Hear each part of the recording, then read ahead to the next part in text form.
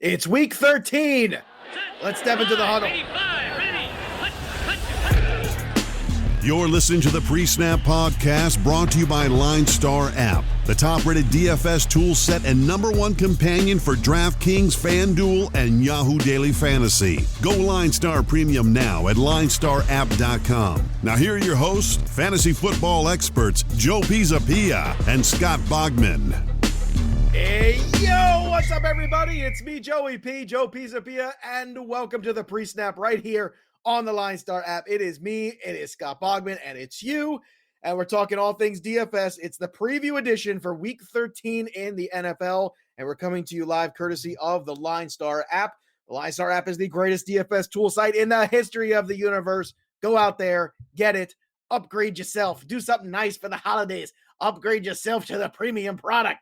And that way you can get all the tools that you need to be successful, like me and my handsome partner here, Scott Bogman. Boggs, I know of all the games we're starting out with today, we're starting out with New Orleans and Atlanta. And I don't want to start off with this. I tell you, I'm annoyed already, and we haven't even started. Hopefully by the end, things will get better. I hope we're just trying to get some of these out of the way, because New Orleans and Atlanta right now, I think, is a huge cluster. You're absolutely right. I mean, what can you trust in this game? On the Atlanta side, they just put up 43 points, which should be unbelievably enticing. But Matt Ryan had under 300 yards. There was no Todd Gurley. They mixed the running backs up between Hill and Smith. Calvin Ridley scored a touchdown. That was nice, but he's still kind of at that exact price he should be at. And Hayden Hurst hasn't done much. Honestly, the most enticing part of this Atlanta side is the Atlanta defense being at 2,400 and 3,500, just, holding the Raiders to 6 points in the last game. I think that's the most enticing part of the Falcons in this game. Yeah, look, the lack of passing touchdowns from Taysom Hill is frustrating. So as much as I like the rushing touchdowns, and don't get me wrong, that's 12 points. He's locking up every week. I get that. I understand. He's 63 and 77. Kamara has been tough, obviously. Latavius Murray's been good, 59 and 58 for him. Michael Thomas's value has gone way down. I mean, rock bottom last week, he was 77 on FanDuel. Now he's 72. So the price continues to drop. And it drops so much where I start to get really like Michael Thomas at 72 on FanDuel is really starting to cross that line. He's the only guy with more than one catch for the Saints last week. So. I know, and I understand the gameplay. Like, you didn't need to do anything. Like, I get that. So I kind of take last week and throw it out. I don't think that if you're doing multi-entry, that having a share of a Michael Thomas for 72 or 7K over on DK is terrible. It's funny. It's more expensive, ratio-wise. It's worse on DK. And but Latavius Murray, that's the only other spot. Mm-hmm. If for some reason, too, Joe, we get an announcement about the Saints potentially, starting Jameis Winston maybe later in the week, you'd think they would do that for gamesmanship. You and I both agree we don't think it's going to happen because Sean Payton is a crazy person who just wants to see what Taysom Hill has. Well, but winning is winning. If you're winning football games, why you screw the pooch? Because you played the Broncos with a practice squad wide receiver at quarterback last week, and that's the only reason you won that game. I don't think they beat most teams last week, and Taysom Hill was terribly ineffective in that game, even though they did win. So if they were to go back to Winston, so much of this New Orleans side opens up. But as it stands right now, it looks like it's Taysom Hill, and I don't want any part of it. All right, I'm with you there. Ito Smith had a big game last week. He's 47 and 55, respectively. Would you go down to that well, or, waiting on the Todd Gurley information? It's just the Falcons have been an enigma. Calvin Ridley's great, but he's very expensive. He's 84 and 72. There's guys, if I'm going to pay up for 84, and then I'm going to go to DK Metcalf. You know what I mean? That's kind of where I'm at right now. Yeah, I'm not messing with Gurley or Ito Smith if Gurley is out or any of that stuff. They were more effective without Gurley, which makes me think if Gurley is back, maybe they're going to mix those guys. If not, they're probably going to be pretty split down the middle. It'd be a lot like what they have going on in Buffalo and Green Bay and splitting those running backs up. All right, let's move on here. Detroit and Chicago. This one will be brief as well. I'm more into David Montgomery this week than my counterpart here. And yes, you said the other day, and you rightfully so, that, most of his, cumulative yardage came on one big play. But, you know, if you get this guy 20 carries, I feel like he's going to be useful. And I think he's better when Trubisky's out there. Robinson is always a decent investment, 67 and 69. Montgomery's 55 and 62 on the respective sites. And look, I don't want to go crazy on this game, but this is another difficult spot here because you don't know what the Detroit offense is. Hawkinson's been pretty good over this season, just collectively. Not a lot of great tight ends, so he's in play. But this is tough because, you know, you're looking for, you know, we always, just like we did last week, we were looking for high totals. We're always looking for where there's going to be a lot of scoring and a lot of opportunities because in a lot of ways, DFS is kind of like a touchdown lottery. You know, if you get enough guys who get touchdowns, you are going to, you know, be efficient here and you are going to hit pay lines. And the problem is this game becomes very difficult to see who's scoring a touchdown and that there's going to be a high total of touchdowns. So that's kind of where I shy away from it. Montgomery and obviously Allen Robinson, those are the two pieces for me. Boggs, what's your take here on Chicago and Detroit? I mean, I'm lockstep with you, Joe. It's Allen Robinson is my favorite buy in this game because he's not overly expensive either. 6,700 on DK, 69 on FanDuel. So pretty decent prices here for a guy that's coming off a 2-touchdown game. Detroit's pass defense is not great. So I think Allen Robinson's my favorite buy. And I like the price on Montgomery, 5,500 and 6,200. That's really, really where his value comes in. So if you're trying to get a big piece in your lineup and you want to cheap out at that second running back position, I do like David Montgomery for that. All right, let's move on to Cleveland and Tennessee. Now, look, you can do this one in a lot of different ways. You can go and just take the running backs here like we did last week. And I know they're going head-to-head, but look, I mean, Nick Chubb is actually on pace or close to it to break the all-time yards per carry record. And I know we've gotten to this conversation before, but it's even better this week. It was 2 weeks ago when we got into this conversation. So Nick Chubb is a good play. Nick Chubb has touchdown equity. 87, he's very expensive, 77 on DK. I'm not going to dance with Baker Mayfield despite the look. Last week he was in the $1 million lineup. Begging you to take him in DK. Here's the thing on DK, he was on the $1 million lineup in DK last week and he hit. Now he hit for 3x value at 53. Can he hit that again? Sure, it's possible. But are you going to bet on it? No. And I just think I need a little bit more floor for my taste. So I would want Chubb. I would want Henry. AJ Brown, always a good selection here. Corey Davis at 51 and 61. But yet again, you know, this game has some wrinkles in it. And how about Jarvis Landry at 6,000 on FanDuel? Well, but here's the question too, is that, you know, here's a perfect example. So here's the first good game in forever for Jarvis Landry, right? Yeah. If I don't like Baker Mayfield, then how can I get excited about Landry? And am I just falling into that trap of chasing last week? Because I think that's always a huge, huge danger. That's very true. I will say that Landry has seemed banged up the whole year and finally came through last week. So I think the price is okay for him if you want to buy back in and take a shot just to see if he's getting on the right track. Austin Hooper also fairly cheap at 3,800 on DK specifically is a decent matchup if you're just going for a touchdown square. You know, there's other good tight end options, but I do like Hooper a little bit for this week. But who would you rather go with, Joe? AJ Brown at 76, or would you rather go with Allen Robinson at 67? Allen Robinson, because he's so damn consistent. Yeah. You know, like I'm the same way. And he's I'll tell you what, Allen Robinson knows too. And that dude smells contract. He knows next year someone's going to take him and he's going to get paid. So I think he's producing with Nick Foles and Mitchell Trubisky. So and Blake Bortles. Let's not forget Blake Bortles. Yeah. There might have been a little Blaine Gabbert in there at some point in time. I'm sure there was. Horrible. Definitely. Horrible. Yeah. Poor guy. I want to start a support group for him. Like I just feel like he'll get a contract and he won't need a support group. Okay, well maybe, you know, Alan, if you're listening, I'd like you to support me. You could always sponsor a podcast host right here at LineStar. We're just, you know, for just a mere $7,000 a month, you can support me. Oh, do we need some Sarah McLachlan music? Can we get some of that?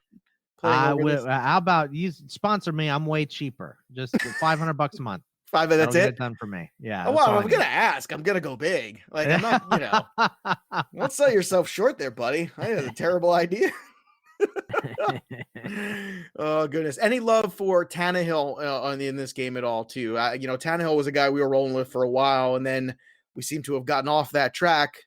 Last week things were better, but a lot of that was because AJ Brown, kind of made the most of the receptions he had and kind of extended the play, as we like to say in the business.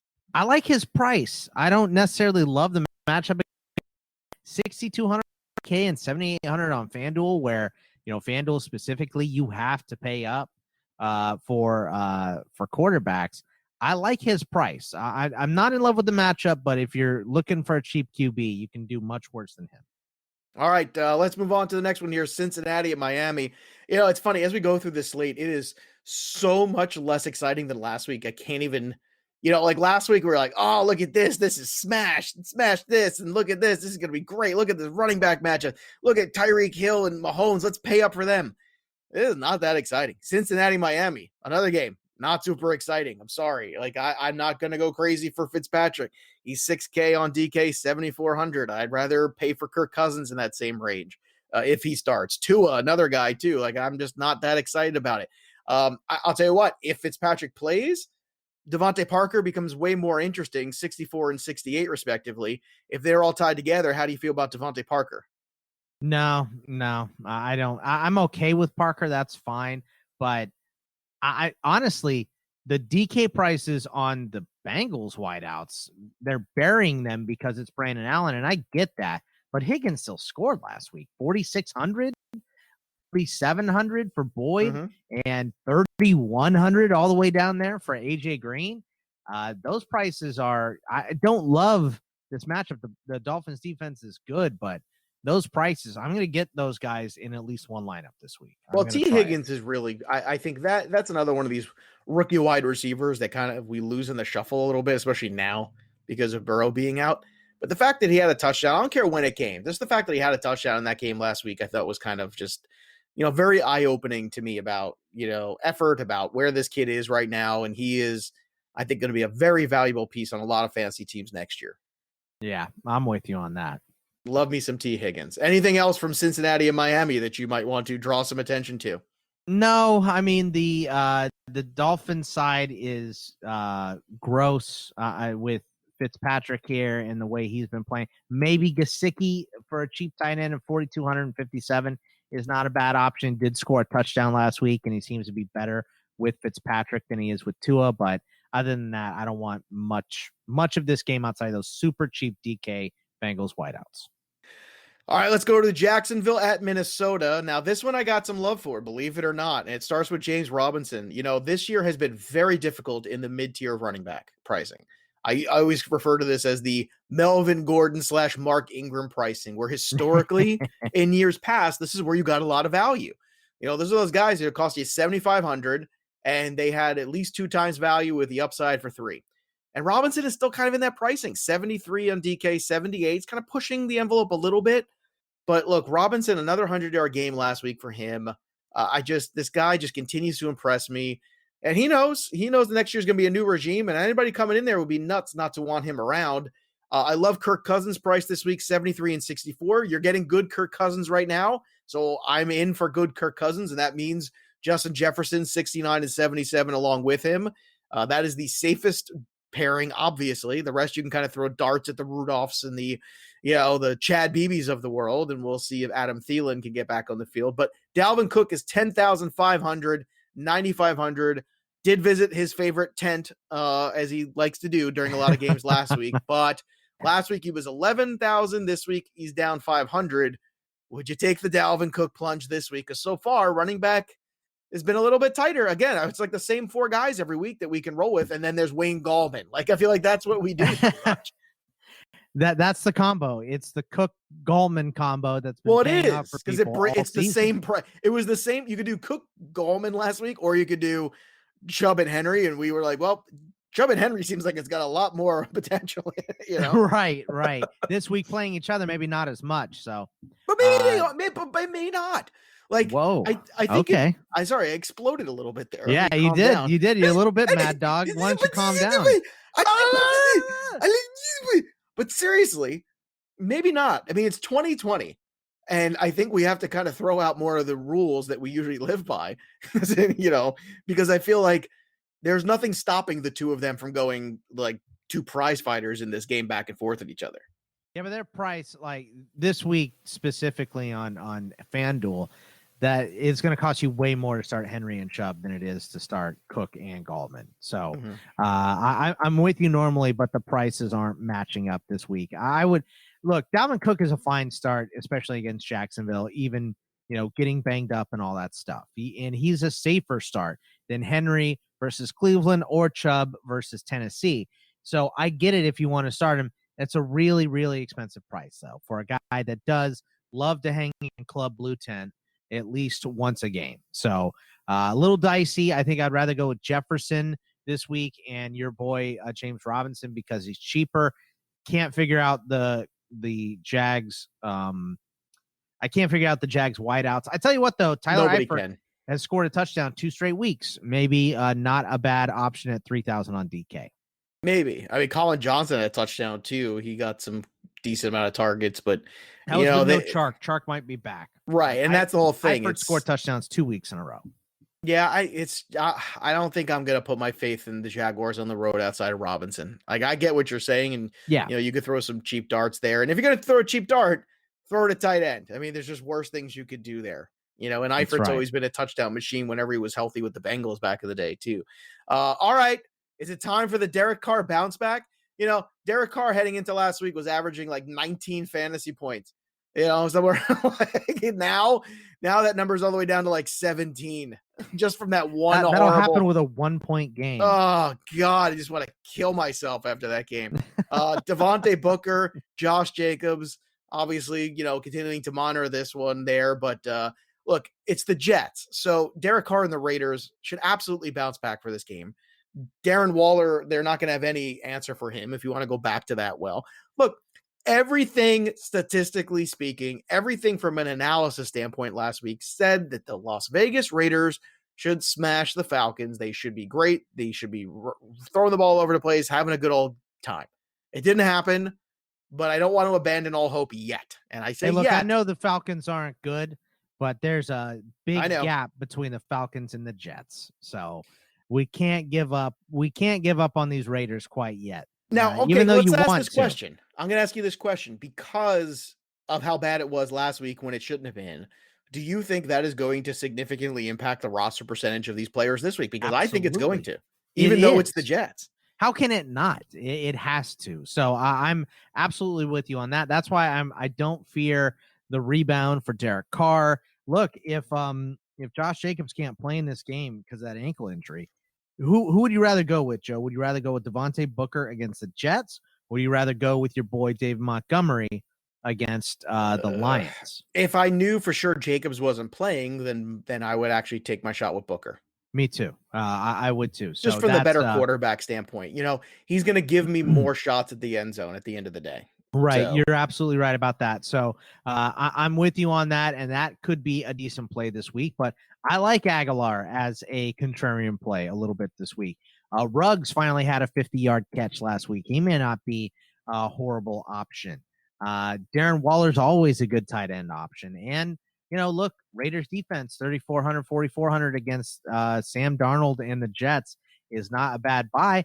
And honestly, I tell you what, look at Brashad Perriman at 3,900 on DK. Denzel Mims at 4,100. Those are some decent buys. Those guys both had 8 targets last week. Both had 4 catches, and they both have the ability to get in the end zone. So, tough to sell you on Jets wide receivers for sure, Joe, but those prices got to be dangling a little bit in your face there, right? It's dangling there. Come on, pick me, Joe. Come on, pick me, Joe. It'll be fun. What about Braxton Berrios? Come on, you get to watch the Jets game and care about it. Come on, just pick me up. Come on. No, I'll tell you what. Actually, it's Herndon at 2,500 that actually has, because he actually had a decent game last week. And I feel like that's like, once again, here we go. If you're going to punt, and punt at tight end, because Herndon, in a full point PPR scoring, Can Herndon throw you 3 times his 2,500? Yeah, sure. It doesn't even have to be that good to do it. You know what I'm saying? Like, you just got to hit 10. That's fine. Right. That's 5 catches for 50 yards. It's not impossible. Or it's just a touchdown probably, and he's basically there. So Herndon at 25 is an interesting free square. But, the Jets' inability to move the chains is just terrible. And I feel like Sam Darnold has he got a bad case of the Carson Wentz. Like he can't get out of his own way anymore. And that's another guy just needs a new situation. I will say this. I would love to see Henry Ruggs finish the season really strong just because it would make me feel really good about him going into next year. And I think a lot of people will miss that if he does, but I won't. And I know you won't, but I'd love to see Ruggs kind of play well here, get into the playoff game and have a nice playoff performance too. One guy that's had a great performance the last couple of weeks has been Desean Watson. Oh my goodness. What a turkey day game that was. Of course, he doesn't have Will Fuller to throw to anymore. So now we got to figure things out. Watson's 82 and 75. Naked Desean Watson can always be run out there anytime. Brandon Cooks is 56 and 65. Certainly a good pairing there. I would run away from the running back. I want nothing to do with that position there. Kiki QT will be popular. I don't think it's a bad look. 3,500 on DK, 48 on FanDuel. Look, it's bargain basement. Once again, if you're taking the 10 targets out of the offense that go to Will Fuller, they got to spread out somewhere. If QT gets 5 of them, maybe some go to the tight end too. Maybe a 2,900. Jordan Akins on DK, 52 on FanDuel is another guy you can look at. But I feel like QT and Akins, those are the two pieces where I'm kind of looking and trying to see if I can fit those free squares in.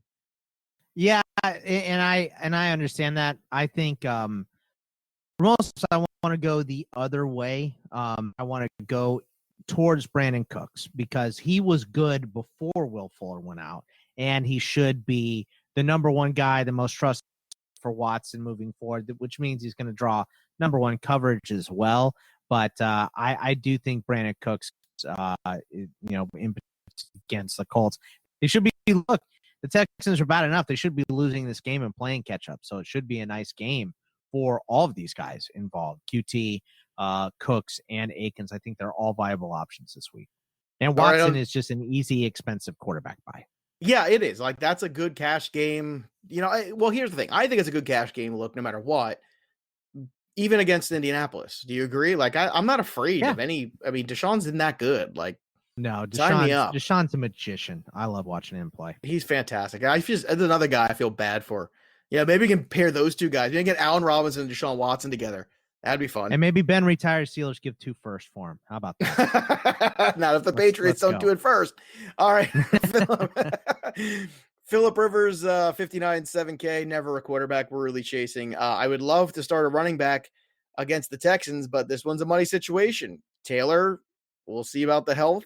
If Taylor's out, I'm okay with Hines. I am too, especially on DK at 53. Pumpkin here. 53 on DK is a really good price for Hines at a full point PPR. Yeah, I like Hines with no Taylor, but we'll on the report later this week. Pittman also, I'm going back to the well, Joe. That was my next question. You're not afraid 9 of the targets. I agree.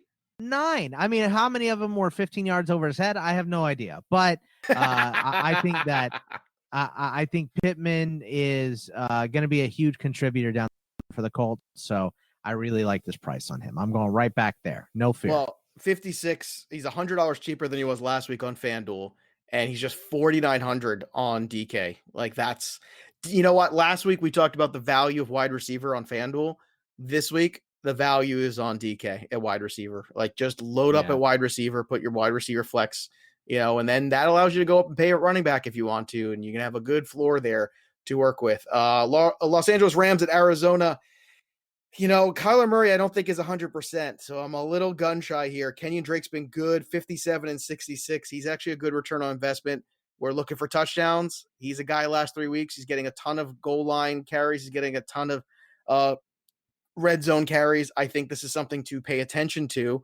I know the Rams defense is good, but I think that Kenyon Drake can still be viable at that price. Hopkins is always good.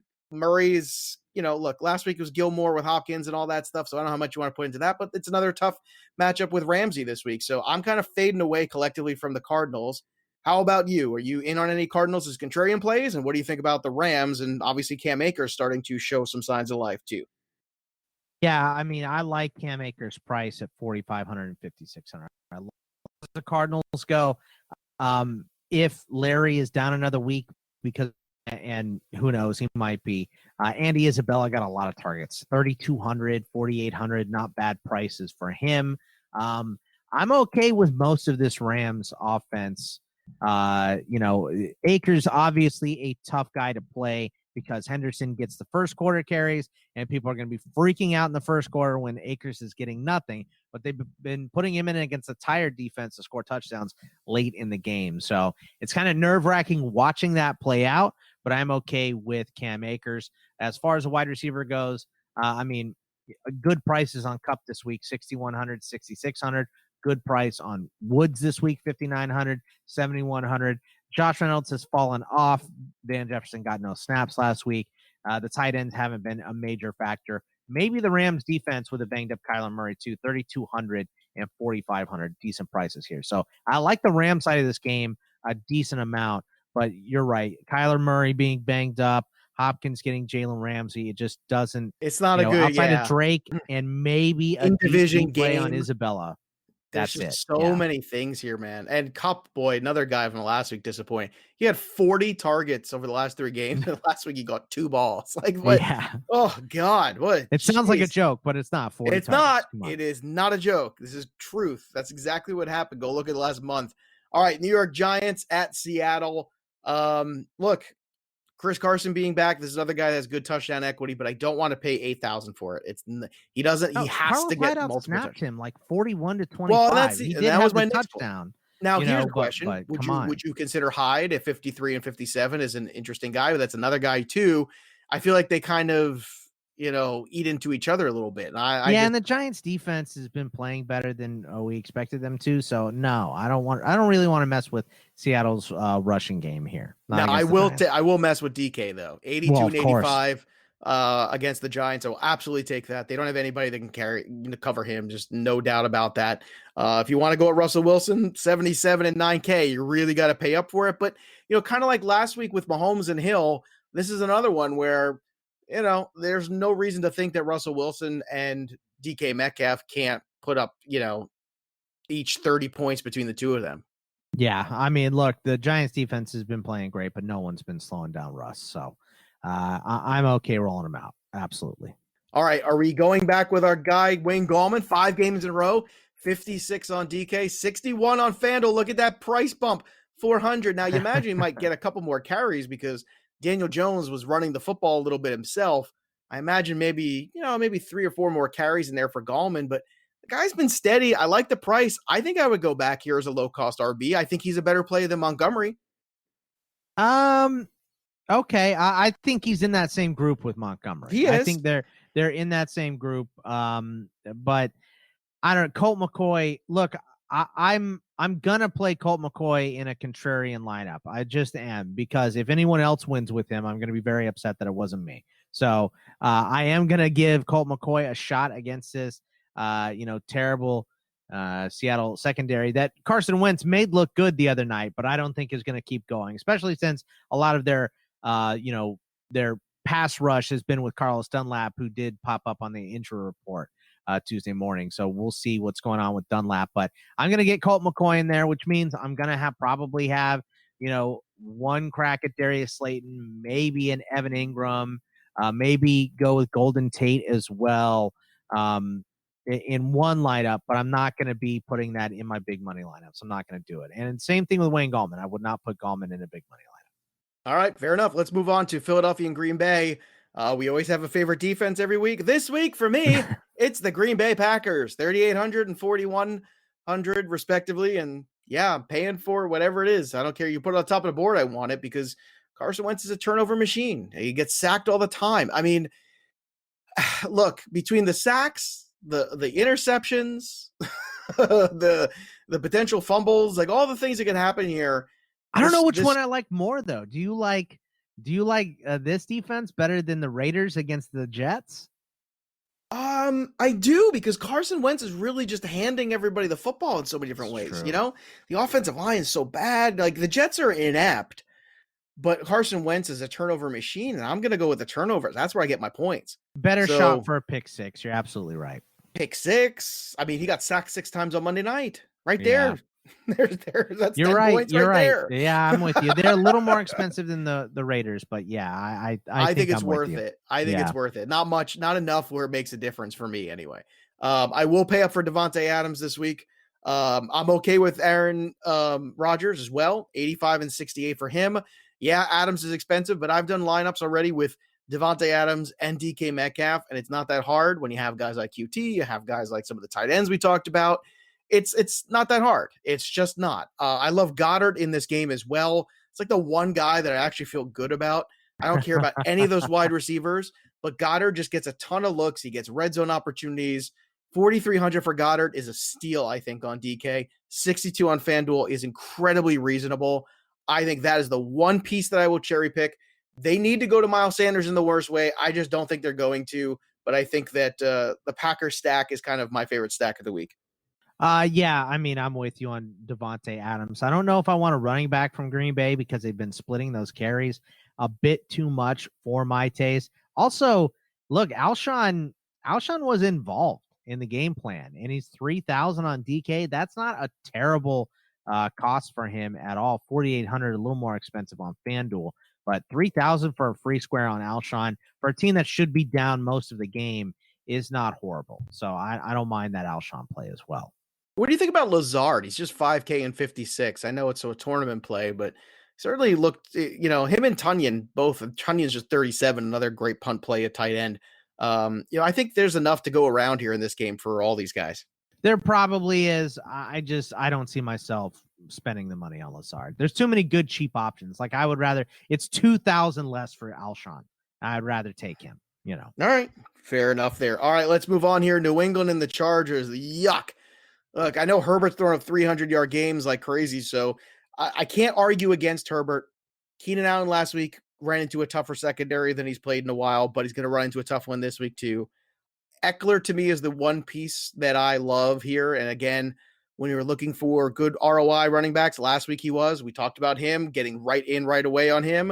And if you did, you got him at 65 last week. This week, he's at 7K.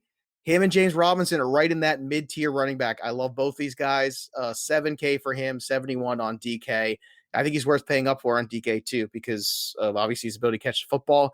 And on the Patriot side, no, thank you. I'm running away from this Patriot team. They are a hot mess in terms of fantasy. It's Damiere Byrd. A couple weeks ago, it was Jacoby Myers. Damian Harris looks great running the football, and then they just stopped giving him the ball. They looked terrible last week. Now all of a sudden, James White's back. I mean, James White as a flex RB on DK at 5K, that I can do. The rest of the Pats, I want nothing to do with, man. 1,000,000%. Absolutely. I completely agree with that. I think that James White is the only Patriot. What about, Joe, the Chargers defense at 2,600 or 3,900? That's not a bad buy either for the way Cam Newton played last week. I mean, he could throw 300 yards, but he can put up under 100 again, and no one will be surprised. He can, and he could turn the ball over too. There's no doubt about that. But is a guy who throws for 300 yards one week and 84 the next. This week, I'm just not leaving it to chance with defense. I'll happily pay it. Look, last week when the Denver situation, you're right. When the Denver situation broke last week, it was a no-brainer to go with the Saints. That was just no-brainer, and it paid. It's fine. Yeah. And it was 100% chalky. Who cares?